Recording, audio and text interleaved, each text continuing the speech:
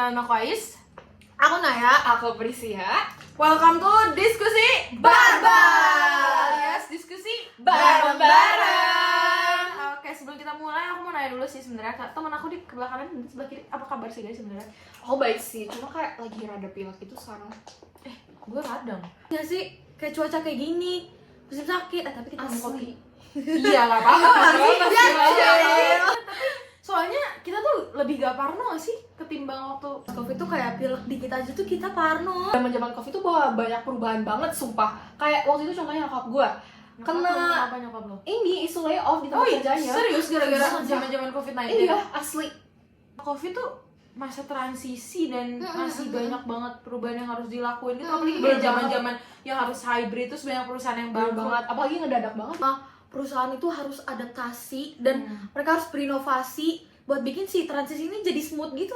Ya bayangin aja ya ada perubahan kayak gitu tapi semuanya tetap harus berjalan, tetap harus produktif dan banyak banget yang harus dikelola. Bener banget, tapi menarik sih ya kalau misalnya kita bahas perubahan. Bener. Kayak kemarin juga kita di kelas di matkul perilaku organisasi kita iya, bahas tentang iya. manajemen perubahan. Manajemen perubahan. Jadi sebenarnya apa sih pengertian manajemen perubahan tuh? Oh enggak ya, kalau ngobrol manajemen perubahan sih sebenarnya setangkap aku nih ya, kalau manajemen itu ya balik lagi ya, manajemen perubahan itu fungsinya adalah untuk membantu organisasi untuk mengelola perubahan yang ada, tentunya dengan memperhatikan dari perilaku-perilaku individu dari kelompok atau organisasi atau lingkungan tersebut gitu loh. Ya balik lagi aja sih guys, namanya manajemen iya, perubahan sih. gitu. Bener Kalau sih. ada perubahan harus dikelola biar tetap bisa berjalan. Iya, tapi ada juga tahu faktor-faktor yang mempengaruhi si manajemen perubahan itu. Kasih tahu, Nah, kasih paham, coba apa coba Jadi- faktor-faktornya. Jadi si perubahan itu dipengaruhi sama banyak faktor. Kayak contohnya lingkungan, perkembangan zaman, ataupun kayak kebutuhan baru dari si perusahaan tersebut gitu. Nah, jadi si perusahaan ini harus adaptasi biar mereka bisa mempertahankan eksistensinya nih. Harus dipertahanin ya. Nah segala iya sesuatu. harus, karena tuh contohnya kita ambil kasus dari Covid yang lalu nih, kayak banyak banget kan perusahaan yang gulung tikar gara-gara mereka tuh nggak siap buat menghadapi perubahan itu.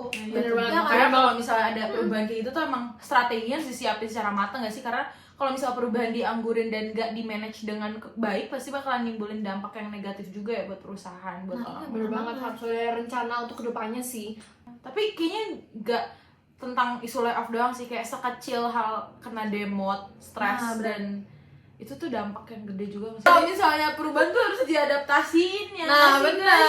Kalau misalnya karyawannya ngerasa perubahan yang gak menguntungkan bakal ada Bakal terjadi resistensi. apa tuh? Ya nggak sih? Resistensi nggak sih? Iya, Iya kan? bener banget. Makanya tuh perubahan kan harus di manage dengan Baik. Makanya di perspektif PO nih ya, manajemen perubahan tuh ada elemennya juga ya men.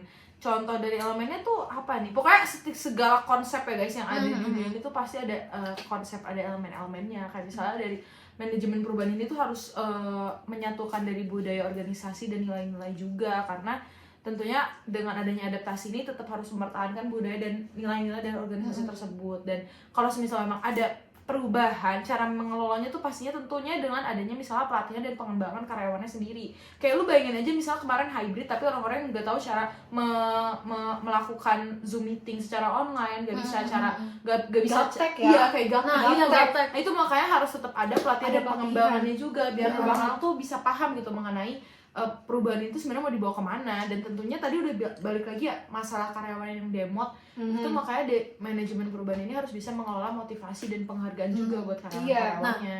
Gue rasa ada yang kurang nih. Apa tuh? Jadi di elemen sebuah perubahan tuh ada satu hal yang penting banget. Apa tuh? Pemimpin. Ah, Nah, iya. kalau menurut lu berdua, pemimpin yang kayak gimana sih yang siap buat ngehadepin si perubahan ini? Pemimpin tuh kan kayak yang memimpin si sebuah organisasi ini kan. Menurut gue, pemimpin yang baik untuk si anggota-anggotanya itu kayak pemimpin yang punya visi yang jelas. Dia harus bisa mengarahkan dan mengkomunikasikan dengan baik tujuan perubahan kepada seluruh anggotanya. Terus pemimpin ini harus bisa transformasional.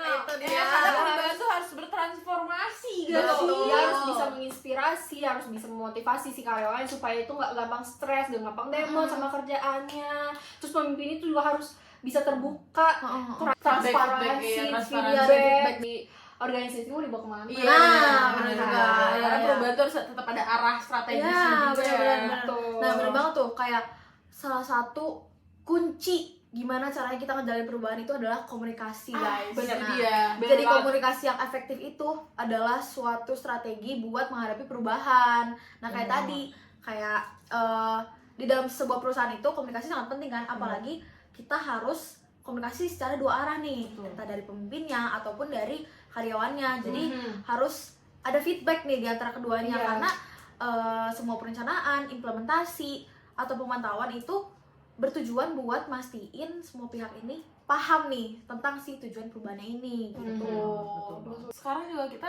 udah menjalankan banyak perubahan di dunia ini nggak sih? Contohnya masalah COVID juga kita udah menjalankan dari masa sebelum COVID, setelah COVID, dan bahkan ketika COVID-nya gitu ya, kita udah ngerasain transisinya. Dan gue respect banget sih sama yang bisa masih Mempertahankan, bertahan sampai sekarang.